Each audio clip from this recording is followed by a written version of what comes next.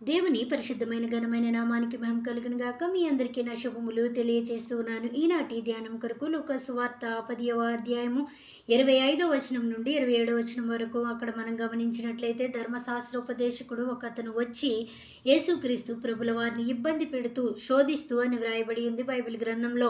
మరి ఆయన్ని శోధిస్తూ నేను ఏమి చేయాలయ్యా నిత్య జీవం పొందడానికి అని ప్రశ్నించినట్లుగా మరి అక్కడ మనం చూస్తాం. అయితే యేసుక్రీస్తు ప్రభుల వారు నువ్వేం చేస్తున్నావో చెప్పన్నప్పుడు నేను ధర్మశాస్త్రాన్ని అంతా కూడా మరి పాటిస్తూ ఉన్నాను అని అన్నప్పుడు యేసుక్రీస్తు ప్రభుల వారు నువ్వు వెళ్ళి నీ పొరుగువాడిని ప్రేమించు అని అన్నప్పుడు నా పొరుగువాడెవడు అని అతను అక్కడ ఆయన ప్రశ్నించినట్లుగా మనం చూస్తాం. అయితే ప్రభుల వారు మరి అక్కడ ఒక ఉపమానాన్ని మరి చెప్పినట్లుగా మనం చూస్తాం. యెరూషలేము నుండి యెరికోకు దిగి వెళుతూ ఒక అతను దొంగల చేతిలో మరి చిక్కుబడ్డాడు.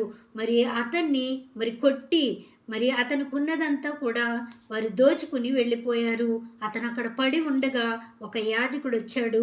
అక్కడ ఆ యాజకుడు అనే అతను మరి ఆయన పట్టించుకోకుండా మరి వెళ్ళిపోవడం అక్కడ మనం గమనిస్తాం. యాజకులు అనేవారు మరి దేవుని మరి వాక్యాన్ని బోధిస్తూ లేదా మరి ధర్మశాస్త్రాన్ని బోధిస్తూ ఉండేవారుగా ఆ దినాల్లో వారికి ఒక ప్రత్యేకమైనటువంటి స్థానాన్ని ఉండడం మనం గమనిస్తాం.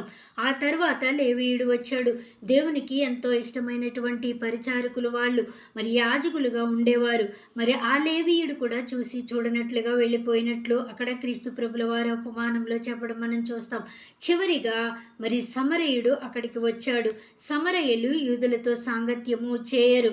మరి వారు మరి అదేమి కూడా అతను పట్టించుకోలేదు. అతన్ని లేవనెత్తి మరి అక్కడ ఒక గృహానికి తీసుకుని వెళ్ళి మరి వారితో చెప్తున్నాడు కదా, ఇతనికి మీరు మరి ఇదిగో నా నా నా వంతు నేను ఇస్తూ ఉన్నాను, ఇంకా ఏమైనా ఖర్చు అయితే నేను మరలా వచ్చి తిరిగి చెల్లిస్తాను, మీరు ఇతన్ని జాగ్రత్తగా చూడండి అని తన మరి ప్రేమను క్రియారూపంలో చూపించినట్లుగా మనం చూస్తాం. అవును, నేటి క్రైస్తవ్యంలో మరి మన పొరుగు వారిని మనం ఎలా ట్రీట్ చేస్తూ ఉన్నాం?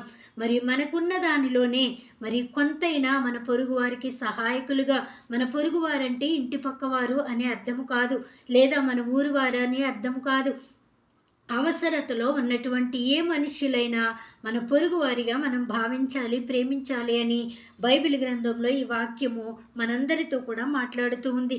మరి లేవీయుడు మరి అలాగే మరి యాజకుడు మరి అక్కడ వచ్చినప్పుడు వారిద్దరూ కూడా వారి స్థితిని మరిచిపోయి వెళ్ళిపోయారు.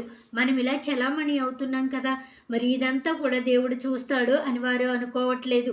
ఈ రోజుల్లో కూడా మరి ఏదో జరుగుతుందిలే మనకెందుకు, మరి మన